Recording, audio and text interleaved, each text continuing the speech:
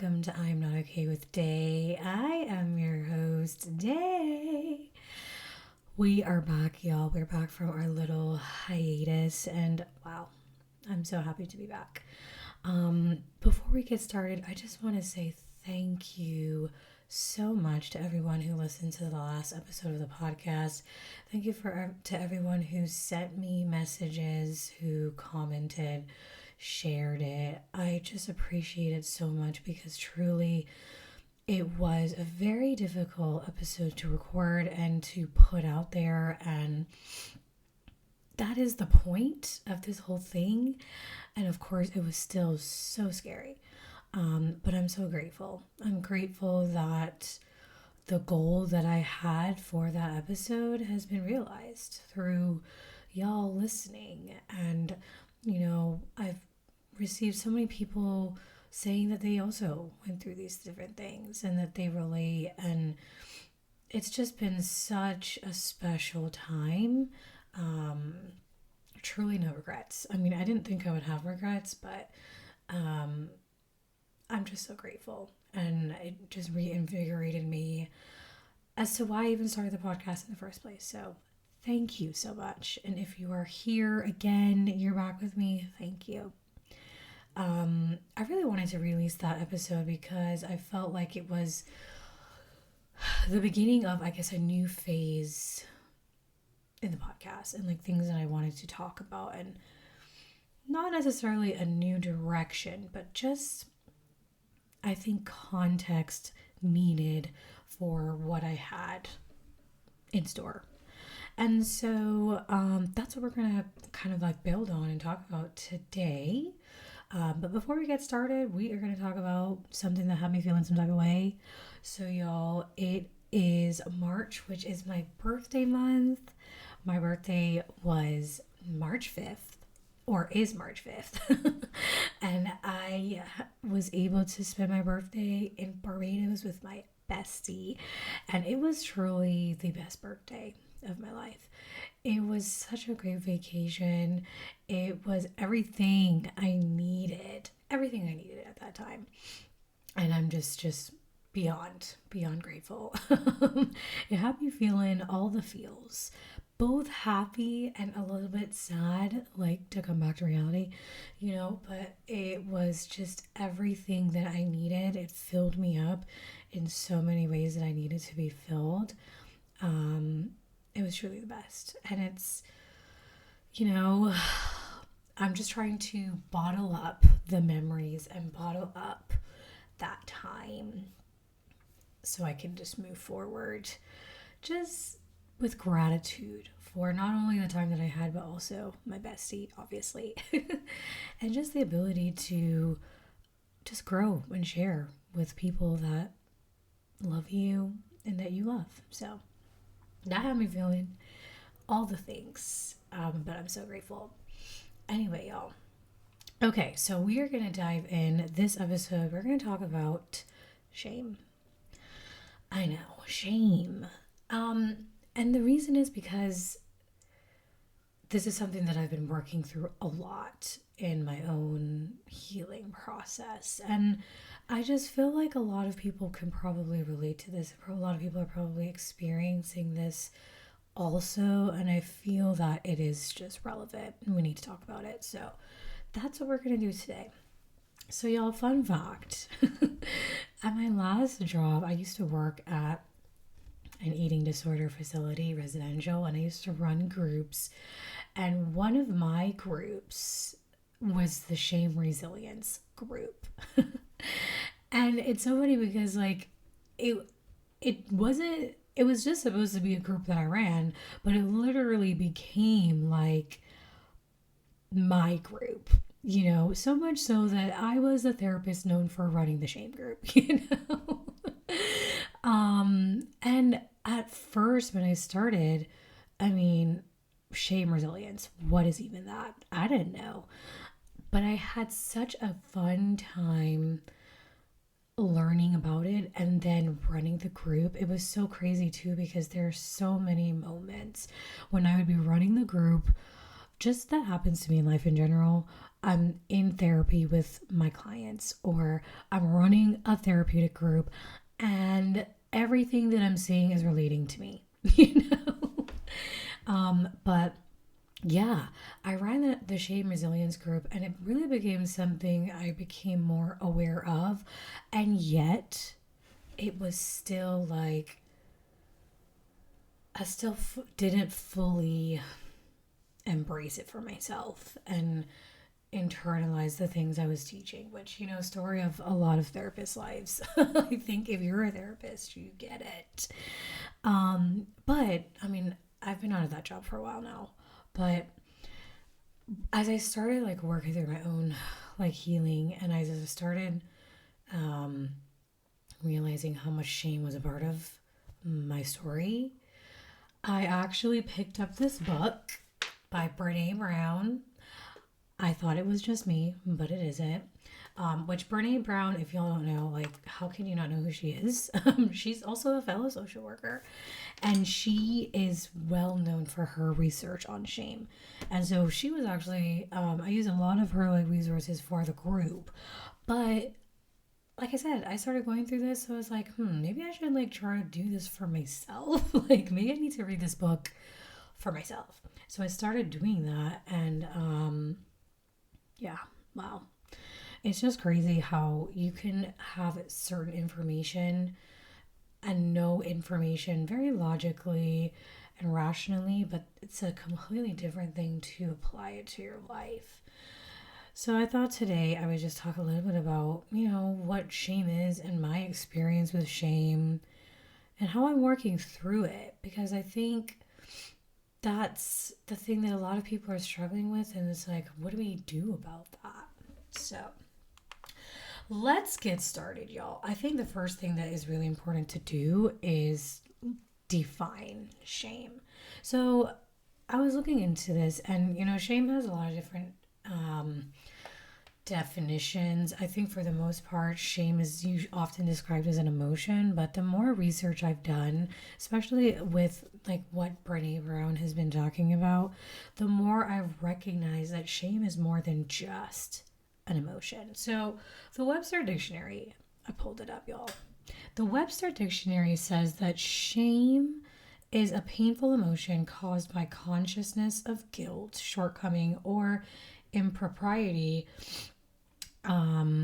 And I mean, that definition is like, okay, but I really like Brene Brown's definition more. I think it encompasses what it actually is, and definitely my own just personal experience with it. So she describes it as the intensely painful feeling or experience of believing we are flawed and therefore unworthy of acceptance and belonging.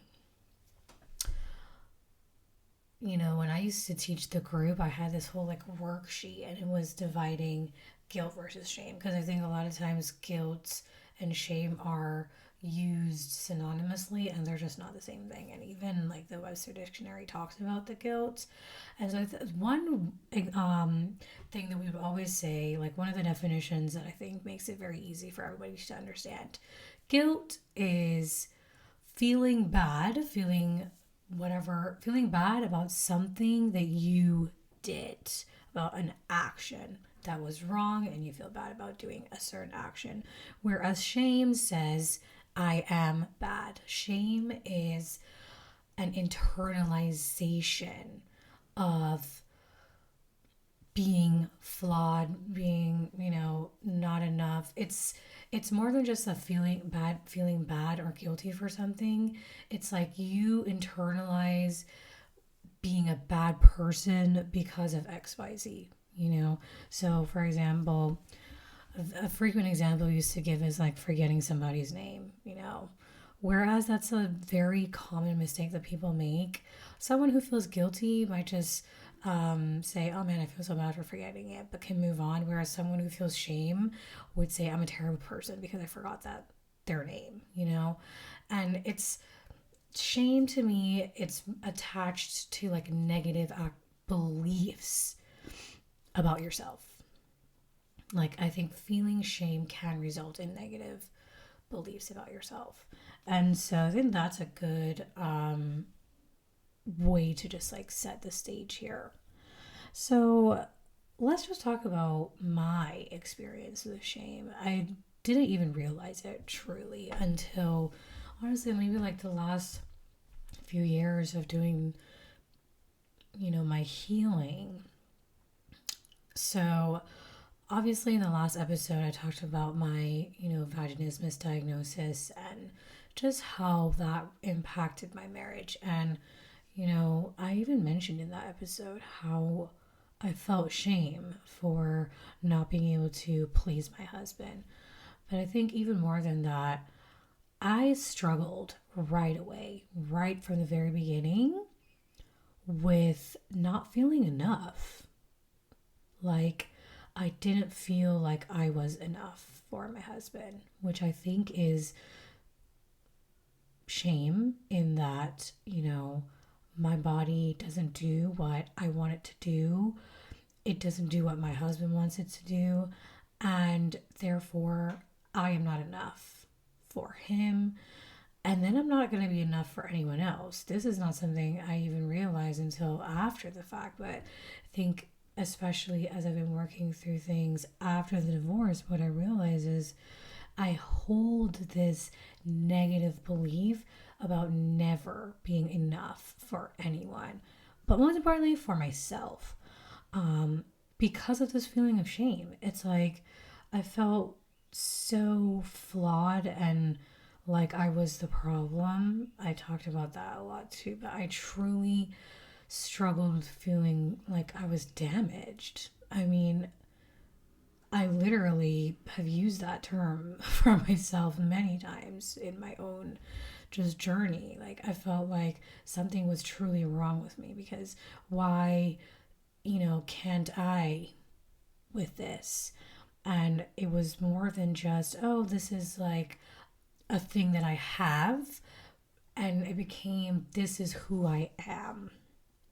Like, this is part of me as a person. It's almost like an added personality trait. Like, I am a woman that can't do this, which means that I now am broken and I am never going to be put together, literally. And I am never going to be enough. And the truth is, like, I judged myself so much. Like, and this is what trauma does. It's so messed up. Trauma, it rewires your brain to think that somehow whatever this thing happened to you is your fault. Because I also blamed myself. And it's like, how crazy is that? That I am blaming myself for something I didn't even do. I never asked for. I had no control of the situation, and yet I blamed myself so much for it. And so I judged myself so much for it. I was angry at myself. Like, I've been completely disconnected to my body because I was so mad at my body. Like, I was so mad at my body that, like, poor my body, okay? Like, it didn't ask for any of this. And I treated my body, honestly, I just disconnected from it so much to the point where I didn't even really want to acknowledge it, if that makes sense. It's just like, it was no longer, it just was. And I didn't want to connect, which for me, impacted the way I emotionally connected with myself even.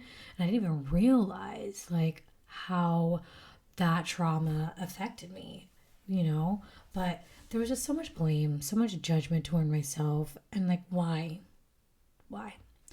And I think this is common. I think a lot of people who've gone through trauma also experience feeling shame because somehow you blame yourself for whatever the traumatic event that happened to you. And I just want to say, first and foremost, it is not your fault. It was never your fault. You didn't do this to yourself. And whatever that thing might be that you may be struggling with, you don't have to internalize it and make it a part of who you are. It doesn't have to define you. Just like I've been working so hard at not letting this thing define me, because it has defined me for way too many years. And I'm tired of that. I'm done with that. The other thing too with me and just like my feeling of shame is that it made me look at the circumstances through, frankly, a distorted lens.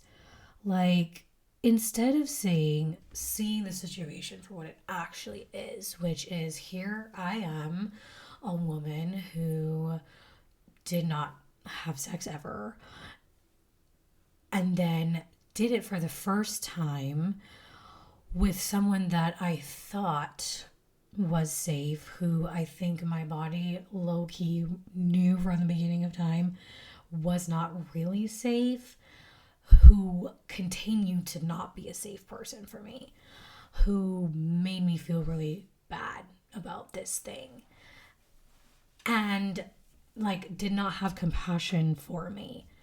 I didn't have compassion for me. And so I was just like in this, you know, loop almost of just me feeling bad about myself and not having really anyone at the time to even like model compassion for me, because I felt like I didn't understand it. I didn't understand what was happening, and somehow it made me see the situation for something else instead of for what it was really. I think a big part of it also is like I was someone who grew up in the church who was told a lot of like problematic messaging about sex, not enough information about sex. We didn't talk enough about it. My ex-husband and I didn't talk about it. There was not a lot of even discussion on expectations. We were set up for failure, truly. Even more so, though, we were set up for failure for what happens when the expectations are not met. Even when I think about like premarital counseling, we did it, but we never talked about sex. How ridiculous is that? That to me is like the number one thing. I think there's just multiple factors that really worked against me. I had a husband that did not have self-compassion, did not have compassion for me. I myself did not have compassion for myself. My understanding and my expectations for sex were completely based on false realities. I did not have like guidance, and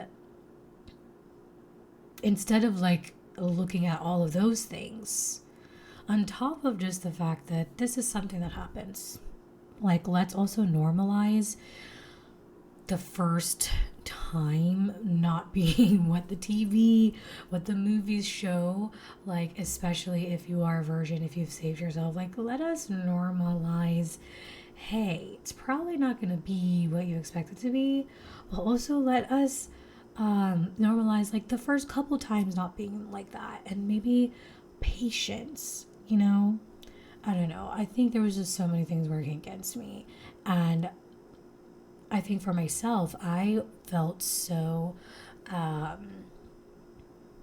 embarrassed. So I guess I felt so bad because I didn't know anyone else who would experience this. And so I feel like I'm the only person that is doing this. And so like, who do I even talk to for help here? Because no one else is going to understand, which then made me keep it to myself for years, not seek the help that I needed, because it was just so painful to even admit that, oh my gosh, something is wrong, And instead of like even looking at it as, again, like, oh, maybe I have something that I need to work through. It's like, I am this broken person. You know what I mean? And I really took that on for years. And honestly, I still right now struggle. I really, it's something that has infiltrated just all aspects of my life, unfortunately. Um, and I just want to say, too, for, you know, well, let me say this. I will say that I'm grateful for my best friends who, when I eventually did tell them, met me with compassion. I'm grateful for every person who met me with compassion, my therapist, my physical therapist, because y'all really helped me to see that I wasn't the problem, that I was not this broken person, and also, again, like, see the situation for what it was, like, truly, and not for what my trauma brain told me it was. But what I want to say for those of you who also can't see the situation for what it is, seek support from the people that you can trust, like, truly, because they may be able to offer you a different perspective, maybe help you see things more clearly. Also, get therapy, okay? Because this is not something I think that is easy to work through on your own. It's just not. Sorry, y'all, if you're hearing this beeping sound, okay? People don't want me to be great outside of my apartment here. But, yeah. I think I also just want to talk about, like, what have I been doing? Like, practically speaking, how to work through this. So first thing, yeah, definitely get therapy. But the other thing I think is something that I've also read with Brene in her book. Shame is something that grows in darkness. It expands in secrecy. The longer you keep something to yourself, especially something that feels like it's like supposed to be, you're supposed to feel shame about it, especially if it's something that people have said or treated others, badly because of it. The more you keep that to yourself, the more it becomes this bigger, larger, terrible thing. And honestly, that has been my experience too. Like, I didn't tell any person about what I was going through until like a year later. And even when I did, I told my best friend and we never talked about it again because I felt so bad internally to talk about it again. And really, I would say it took me probably like the 3 years to truly start going to that place and talking about it. And I'm telling you guys, people, we always talk about, oh, like the power of having conversations. And I think, especially, with social media and just the way things are, this is one of those things that gets overlooked or even like shat on, for lack of a better term, because of the fact that there are not a lot of people being very open on social media and talking about what's going on. And I've heard people say, oh, I would keep certain things to myself, some things just don't put on the internet, I wouldn't tell anybody about this. And it's like, okay, perhaps there's validity to keeping certain things to yourself. However, I think I will never talk down about any person sharing anything about their personal experiences in a public way, because that is the power that person is taking back from their shame. That is strength. And that is, again, like one of the reasons why I started this in the first place. I needed to be vulnerable with myself, obviously, with the people in my circle publicly, because of the shame I even had about divorce in the first place. Like, I had to speak on it to give it less power. And I'm going to tell you truly, after that last episode, oh my gosh, like, I don't even know how to explain it, but I literally feel just a sense of freedom. I feel so light. And it's not just because I just told people, but it's more of like I'm not carrying this weight of this thing that I was supposed to be feel shame about, or that I felt shame about for all these years. Like, I was just like, I'm not doing this anymore. I'm not carrying that with me anymore. Shame is not going to have power over me. And you know what?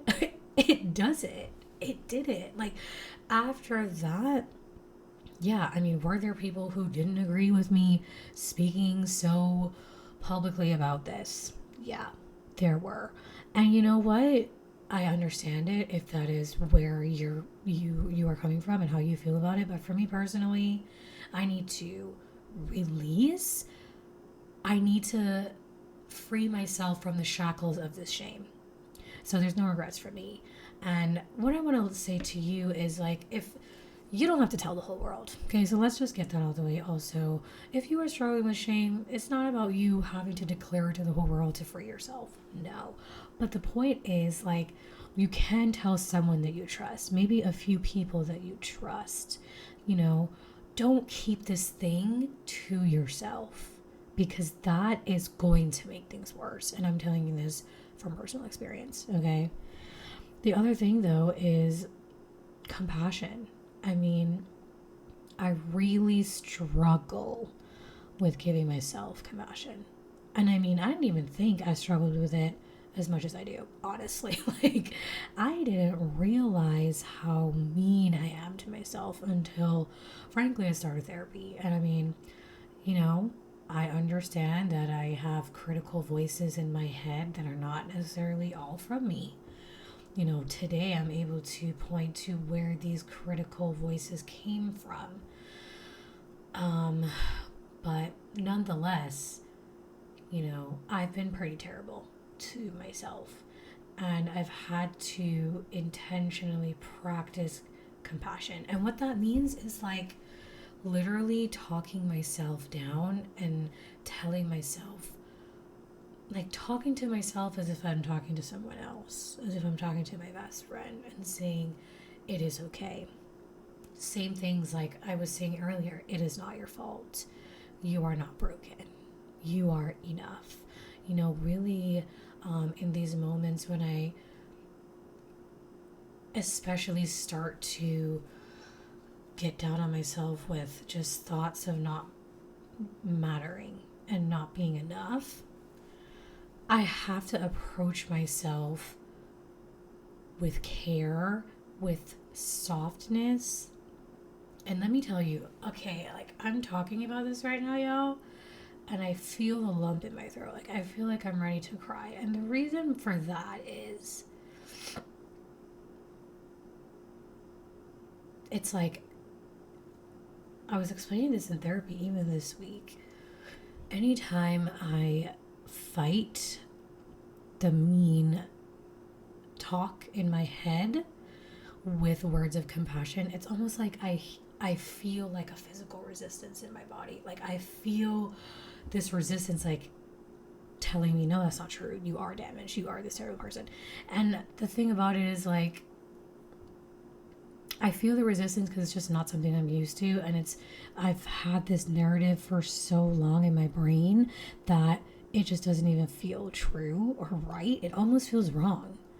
And it's so, I guess I've struggled so much to be nice to myself and to, and it makes me sad. It makes me sad that it's so hard for me to do that, actually. It makes me emotional, you know? It is just so hard. But it's also something that is worth it. I owe it to myself. Maybe I don't fully love myself in the way that I want to right now, but the way that I get there is to continue to be kind, to be compassionate, even if it feels like a lie, even if it doesn't feel right, and embrace that. And something my therapist has told me, you know, is like, treat yourself as if you were a child version of yourself, you know?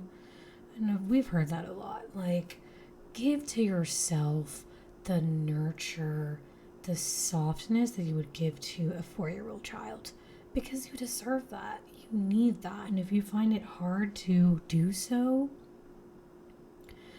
pretend like it's a younger version of you. Maybe even like get a picture of your younger self if you can. And maybe like put that up somewhere close by, maybe by the mirror, and talk to yourself. Because we all deserve that softness and that compassion. We deserve to get that from others, but most importantly, we deserve to get that from ourselves. And I'm telling you, I get it. Trust me, I get it. The difficulty in doing it. But I've also experienced how effective it is. It works. And I think the other thing that really just helps is the continued vulnerability. I started the podcast at a time when vulnerability to me was weakness, and it was something that made me feel so uncomfortable, and I hated it. And now, after doing it for years, it comes so naturally to me and it doesn't feel terrible at all. It's actually very easy to do, so freeing. And again, like, you don't have to tell the whole world, but challenge yourself with vulnerability in as many spaces as you possibly can, because the truth is, people relate to that. This is what draws people in. This is what connects us. And when we can connect, like, that, it also reduces the shame. Like, let me tell y'all, I actually recently started a grief and loss support group at my church. And when I initially started the group, frankly, I wanted something like that for myself. And I thought, well, why don't I be the person to provide that for other people? And, being the therapist that I am, and I went into it with the idea that I am going to be the support for other people. And so I still, put my therapist hat on and went into it very much like I am the teacher type thing. And, these are the students. But one day I made the choice to share something, not out of like, not as a technique, because that's definitely been something I do also. I've done, therapists will understand this, like the self-disclosure, you do that as a technique to help people to open up, right? But I decided to share something just because this is how I felt. And you know what I received? Support. I was vulnerable in the group about my own experience, and I received support from the people in the group. And it was such a great reminder to me that, hey, like, you can get that support too. And I think, like, there is such a need for vulnerability, even in relationships. And it's actually so crazy because I've, in like the last couple of months especially, had conversations with people who have very like surface level relationships where they don't get vulnerable with like the people in their lives. And I am like, today I'm like, how is that possible? Like, how? Because the reason why I feel so connected to the people I'm closest to is because of what we've been able to share, is because of the vulnerability that we've been able to have with each other. And that also has been so freeing. And so, like, if you're someone who struggles with vulnerability, I am challenging and encouraging you to try it. Yeah, it's probably going to feel terrible.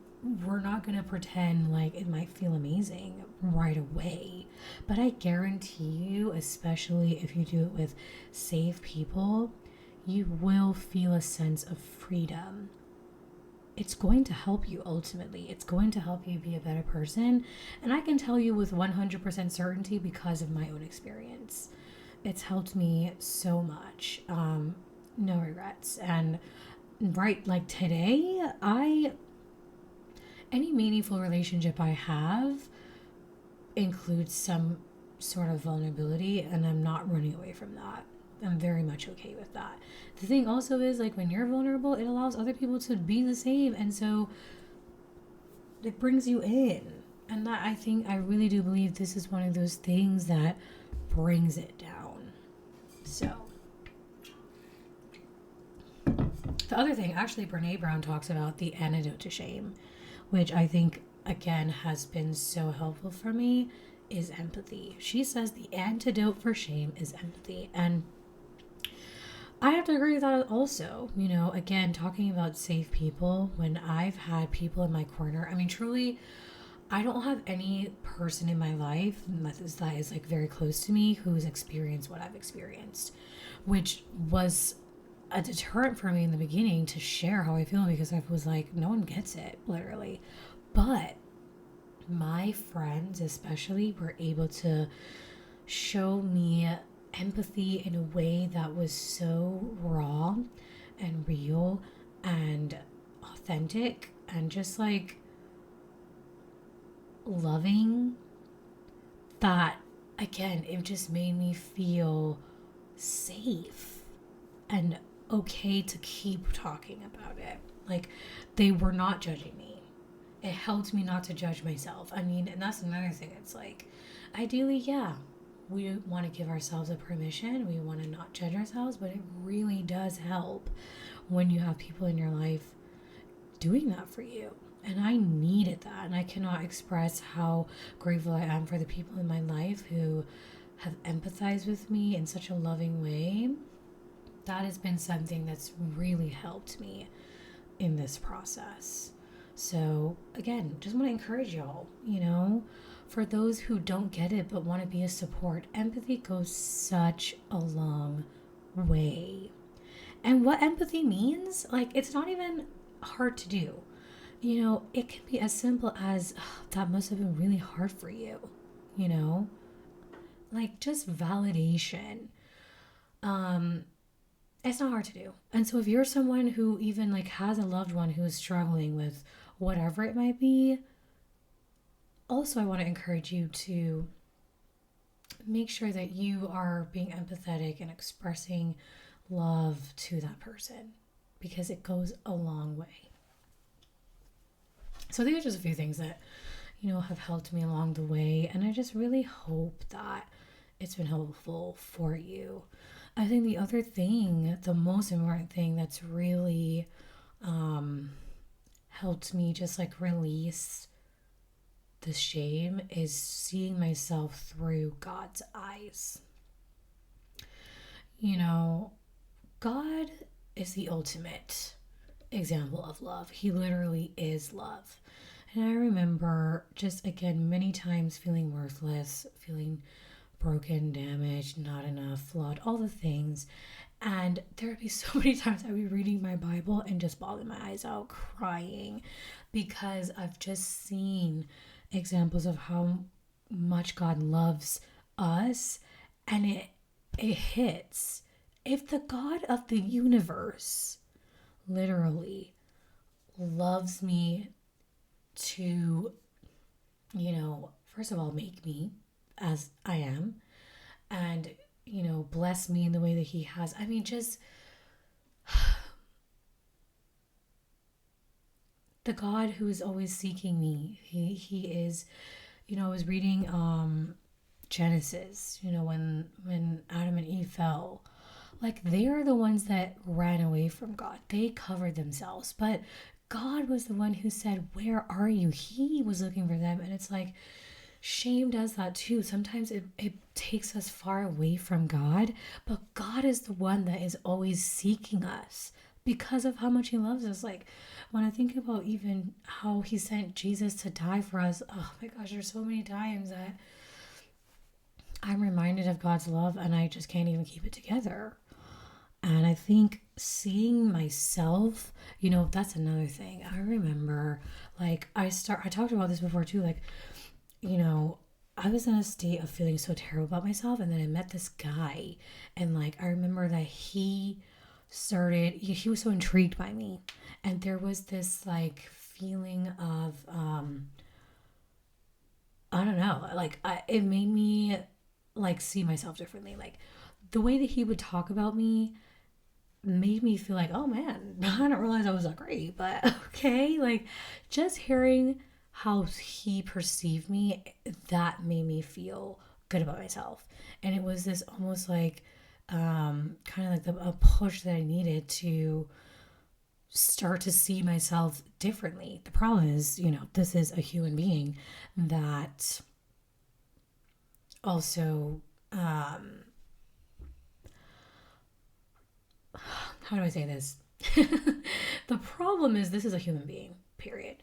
So placing my self-worth through how a person, human, sees me is not going to be good, because that is changeable. That is not constant. That is something that can change. And you want to place your worth in yourself on something that is unchangeable. What is more unchangeable than the love God has for us? Nothing. God himself has been the most consistent ever. And that's also been the thing for me that I've had to fully embrace. If God has been this consistent with me for my entire life, why not see myself how he sees me? Why not embrace that,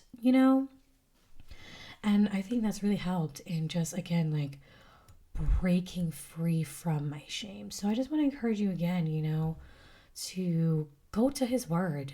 Remind yourself of how he sees you. I want to remind y'all also of a psalm that came up recently. Psalm 34, verse 5.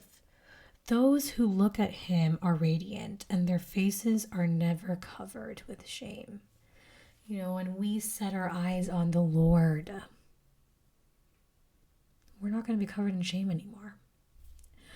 And I really just, I hope that you can experience that as well. So that is what I wanted to share with y'all. I hope this is helpful for someone. At the very least, I hope you're not alone. I'm in it with you. I still struggle. So I'm not telling you this like I'm all the way better. But I'm telling you this as here are things that have helped me thus far. And I just hope that it can help you as well. Y'all, the last thing, what God has taught me. So I'm going to be real. I've been having a very hard time, you guys. Like, emotionally, mentally, I've been pretty depressed recently. And last week, oh my gosh, I had such a bad week. And it just so happened that I remember there was this, I think it was Wednesday night. It was such a bad night. It was a bad day. And I was struggling. I was telling my friend I was so mad just based on how I was feeling. Well, then the next day, y'all, I went to work and I had a client who literally was going through the exact same situation that I was going through. And I mean, this is just another prime example of talking bad to yourself. I was talking badly to myself last week about the exact same situation. And then I was placed in this next situation with my client where I had to show my client self-compassion, and not out of force, but like it was something that came naturally to me. I wanted to show her compassion, and I ended up saying things to her that I needed to say to myself.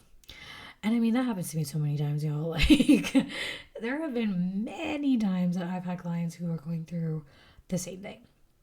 But, I was really mad that next day too. When like, after I had that session, I was like, Lord, I see what you did there, but also why? But honestly, after that, I really just had to come to a place where I was like, you know what? Thank you. Thank you, Jesus. Sometimes the Lord gives you what you need through your own self, your own words. Sometimes we go to other people and they can speak to us and we know that it's the Lord. And sometimes God speaks to us through ourselves. And that has been the thing I've learned recently. And I'm just grateful. The point is, I'm really grateful for the Lord speaking to me, period, giving me exactly what I needed because he knew what I needed.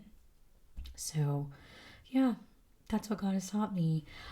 Thank you guys so much for joining me again in this episode and for sticking on the ride with me. And until next time, y'all. Bye.